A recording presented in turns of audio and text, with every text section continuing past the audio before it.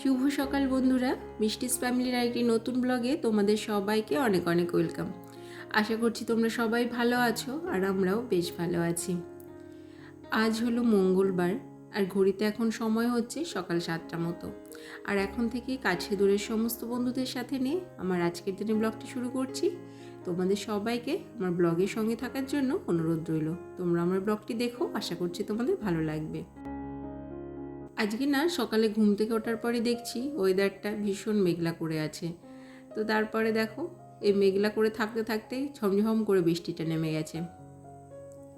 তো ঘুম থেকে ওঠার পর তো সেরকম কাজকর্ম কিছুই হয়নি। বৃষ্টি যখন শুরু হলো কিছুক্ষণ বারান্দায় দাঁড়িয়ে না বৃষ্টি দেখছিলাম, বেশ ভালোই লাগছিল। কদিন তো ভীষণ গরম গেছে আর তারপরে যখন এই বৃষ্টিটা হচ্ছে সেটা দেখে খুবই ভালো লাগছে। আর এই বৃষ্টির জল পেলে না গাছগুলো যেন আরও বেশি সতেজ হয়ে যায়। তা আমার যে পটটা ওপরের দিকে একটু ঝোলানো ছিল সেটা নামিয়ে দিলাম, আর একটু যাতে বৃষ্টির জলটা সেই গাছগুলোর মধ্যেও লাগে। তো তারপরে চলে এসেছি রুমে, বেডরুমে। ছেলেকে ঘুম থেকে তুলে ব্রাশ ট্রাশ করিয়ে দিয়েছি, ওকে খাওয়াতে হবে। তো তার আগে বাসি বিছানাটা একটু গুছিয়ে নিচ্ছি। তো ছেলের তো 6 ইয়ার্স কমপ্লিট হয়ে গেছে, তা সকালবেলা করে তো ওকে আগে সেরিগ্রো খাওয়াতাম, কিন্তু 6 বছর হয়ে গেছে এখন তো ওটার খাওয়ানো চলবে না। তা খুব চিন্তায় ছিলাম কি খাওয়াবো ওকে। সকালে ঘুম থেকে ওঠার পর না সেরকম ভারী কিছু ও খেতে চায় না, আর খাবারটা খুব অল্প পরিমাণেই খায়। তো ওকে এই 1 সপ্তাহ হলো আমি দুধ কর্নফ্লেক্স দিচ্ছি। প্রথম দিন যখন দিয়েছি ভাবছিলাম যে খাবে কি খাবে না, তা দেখলাম যে না, ও ভালোবেসে জিনিসটা খেয়ে নিল। যাকে একটা দুশ্চিন্তা মুক্ত হওয়া গেল যে না, একটা জিনিস আছে যেটাও ভালো করে খাচ্ছে, মানে ভালোবেসে পছন্দ করে খাচ্ছে। তো আজকেও সকালে তাই ওর জন্য দুধ কর্নফ্লেক্সটা এখন রেডি করে নিচ্ছি।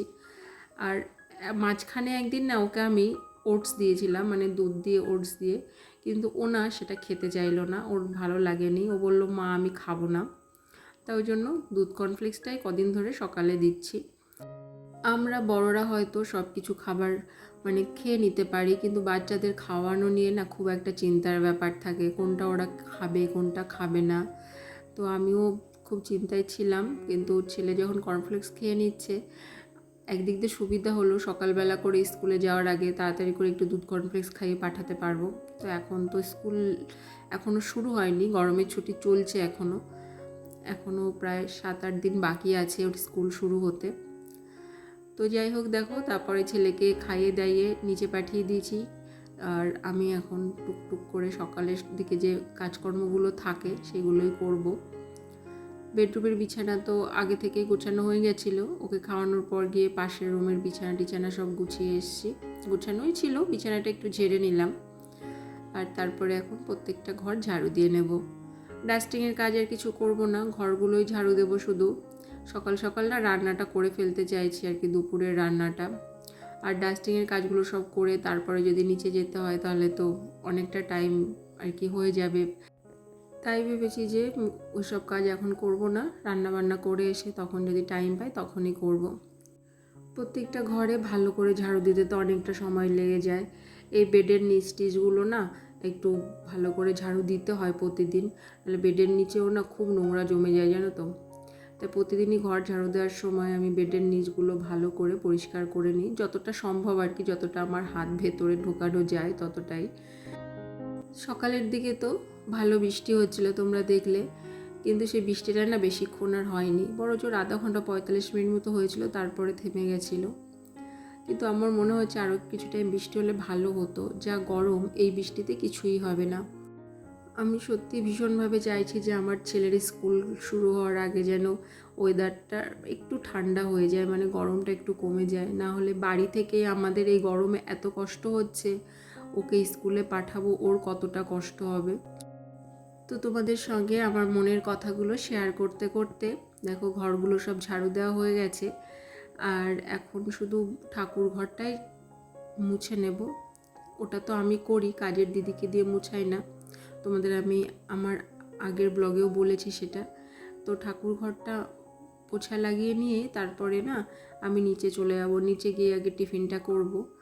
আজকে টিফিনের জন্য কিছুই বানাইনি, বাবা মা রুটি তরকারি খেয়ে নিয়েছে, আর আমি নিচে এসে ডাল মুড়ি আর একটা ডিমের অমলেট করে নিয়েছি, সেটা দিয়ে টিফিনটা করে নিয়েছি।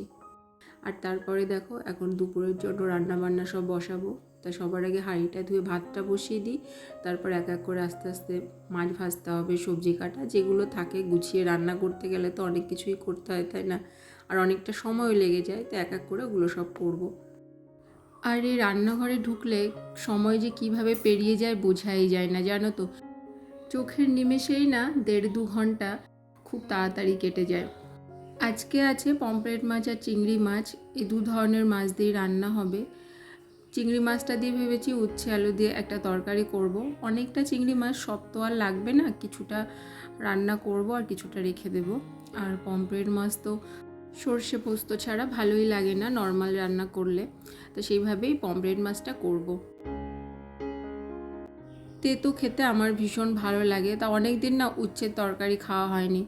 বাড়িতে নিম গাছ আছে, তো ওই নিম পাতা পেড়েই কদিন খেয়েছি, নিম বেগুন করে, তারপরে আলু সেদ্ধর সঙ্গে মেখে।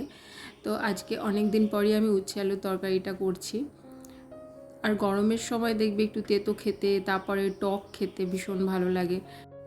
এই উচ্ছে আলুর তরকারিটা না একদম প্লেন রান্না, কোনো মশলা ইউজ করিনি, শুধু একটু জিরে আর শুকনো লঙ্কা ফোড়ন দিয়ে রান্না করেছি। আর চিংড়ি মাছের জন্য দেখবে তরকারিতে এমনিতেই ভালো টেস্ট হয়ে যায়।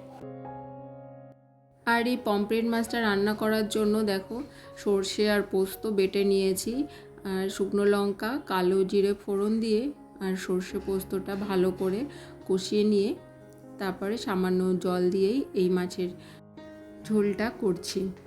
আর যখন এটা হয়ে যাবে একটুখানি কাঁচা সর্ষের তেল দিয়ে দেব। আর খেতে কিন্তু ভীষণ ভালো লাগে এইভাবে রান্না করলে। পমফ্রেট মাছটা আমাদের বাড়িতে আসলে আমি বেশিরভাগ এইভাবেই রান্না করি। আর এই মাছটা আমার ছেলের ভীষণ পছন্দের মাছ, কিন্তু ও কি বলে জানো তো, পমফ্রেট মাছটা তো উচ্চারণ করতে পারে না, তাই ও বলে যে কমপ্ল্যান মাছ। তো যাই হোক, দেখো রান্না বান্না তো সব কমপ্লিট হয়ে গেছে, আর এখন এই সমস্ত ক্লিনিংয়ের কাজগুলো করব। আমি তোমাদের সাথে বলছিলাম না আজকে ভিডিও শুরুতেই আর কি, যে রান্নাঘরে ঢুকলে তো অনেকটা সময় পেরিয়ে যায়, কিভাবে যে সময় কেটে যায় বোঝাই যায় না। আসলে রান্না বান্না করার পরেও এত কাজ থাকে রান্নাঘরে, এই সব কিছু গুছিয়ে রাখার, পরিষ্কার করার, এসব দিয়েই না সময়টা যেন চোখের নিমেষেই পার হয়ে যায়। তো আজকে আর আমটাম কাটছি না, কদিন ধরে প্রচুর আম খেয়েছি, আম এখনও ফ্রিজে আছে, কিন্তু আজকে আর আম খাবো না। আমি আসলে কিছুই খাবো না আজকে আর, সকালের দিকে টিফিন করেছিলাম, কিন্তু ছেলের জন্য একটু ডাবের জল দিচ্ছি। আর এই ডাবটা আমাদের গাছের, কালকে ডাব নিতে এসেছিলো, মানে যে কাকুটা আমাদের গাছ থেকে ডাব পেড়ে নিয়ে যায়, মানে যার কাছে আমরা ডাবটা বিক্রি করে দিই, তো উনি তো কিছুটা নিয়ে যান আর আমাদের খাওয়ার জন্য কিছুটা, মানে কয়েকটা ডাব আবার রেখেও যান। তো ছেলেকে খাওয়ানো হয়ে গেছে, তারপর ওকে স্নান টান করিয়ে দিয়েছি, আর এখন কিছু ডাস্টিংয়ের কাজ করব। তোমাদের সঙ্গে এখন আমি কিছু কমেন্ট শেয়ার করছি। তো অর্ণব বলে একজন দাদাভাই লিখেছেন যে, বোন আমি তোমার ভিডিও উড়িষ্যা থেকে দেখি। অনেক ধন্যবাদ দাদাভাই যে আপনি আমার ভিডিও দেখেন, এইভাবে আমার পাশে থাকবেন। রিনি দাস বলে একজন দিদিভাই লিখেছেন যে, তোমার বাড়ি কোথায়, খুব চেনা চেনা লাগছে। তো দিদিভাই আমার বাড়ি বারুইপুরে। আরও অনেকে কমেন্ট করেছেন, যেমন স্মাইল উইথ বিড্ডু চ্যানেল থেকে, তারপরে হাংরি ডুও চ্যানেল থেকে, আমাদের ছোট্ট সংসার, তো সবাই এরকম অনেকে আছে যারা আমার ভিডিও নিয়মিত দেখে, তারা সকলে তাদের সুন্দর সুন্দর কমেন্ট আমার ভিডিওতে করেছেন। তো অনেক ধন্যবাদ তোমাদের সবাইকে এইভাবে পাশে থাকার জন্য। ডাস্টিংয়ের কাজ তো অনেকটাই করা হয়ে গেছে, এখন এই ঘরের যে ড্রেসিং টেবিলের আয়নাটা পরিষ্কার করে নেব কলিন দিয়ে। আর এখানে সব কিছু রাখি, তো আমার চিরুনি, চুলের ক্লিপ যা কিছু সব এখানটায় রাখি, তো ওখানটাও না ভালো করে একটু কলিন দিয়ে মুছে নেব। প্রায় প্রতিদিনই আমি এগুলো ক্লিন করি, তা কলিন দিয়ে তো সব দিন হয় না, কলিন দিয়ে মাঝে মধ্যে পরিষ্কার করি, আর তাতে যথেষ্ট ভালো পরিষ্কার থাকে। আর পরিষ্কার পরিচ্ছন্নতা তো আমাদের একটা পজিটিভ এনার্জি হিসেবে কাজ করে, আর সেই পরিষ্কার পরিচ্ছন্ন জায়গাতে দেখবে থাকতেও ভালো লাগে, তাই না? তো এই ঘরের কাজ তো হয়ে গেল মোটামুটি, যেটা ভেবেছিলাম যে কাজগুলো করব, তা সেটা করা হয়ে গেল। এবার পাশের রুমে যাব, এই রুমেরও না আয়নাটা একটু আজকে কলিন দিয়ে মুছে নিচ্ছি। আর এটা খুব একটা বেশি নোংরা হয় না, কেননা এই রুমের এসে আমার ছেলে এই আয়নাতে না হাত দেয় না বা ওর মুখটা টাচ করায় না আর কি, যেটা ড্রেসিং টেবিলের মানে বেডরুমে যে ড্রেসিং টেবিল সেই আয়নাটায় আমার ছেলে গিয়ে ওর ঠোঁট দিয়ে টাচ করবে, তারপরে ওর হাত দুটো দিয়ে ধরবে, এইভাবে না ওই জন্য বেডরুমের ড্রেসিং টেবিলের আয়নাটা বেশি অপরিষ্কার হয়। আজকে তো সকাল থেকে বৃষ্টি হচ্ছিল, তারপরে বৃষ্টি কমে গেলেও আর রোদ ওঠেনি, মেঘলা ওয়েদার তোমরা দেখতেই পাচ্ছ। আর জামা কাপড় ওই জন্য কাছাকাছি বেশি করিনি, তো যেগুলো রেগুলার ইউজের জামা কাপড় সেগুলোই ধুয়ে দিয়েছি। আর ছাদে যায়নি, জানো তো, যে রোদ নেই ছাদে গিয়ে আর কি করব, বারান্দায় সে জামা কাপড়গুলো মেলে দিলাম, হাওয়াতে শুকিয়ে যাবে। রোদ না থাকলেও না চারপাশটা খোলা তো, আর আমার তো বাড়ির চারপাশে প্রচুর গাছপালা, ওই জন্য খুব ভালো হাওয়া থাকে আমার বাড়িতে সব সময়। স্নান সেরে জামা কাপড় মেলে টেলে এখন আবার রুমে এসেছি, একটু স্কিন কেয়ার করে নেব, আর তারপরে আবার চলে যাব পুজো দিতে। আর তারপরে তো খাওয়া দাওয়া, ছেলেকে খাওয়ানো, যা যা কাজ থাকে আর কি সেগুলো সব করতে হবে একের পর এক।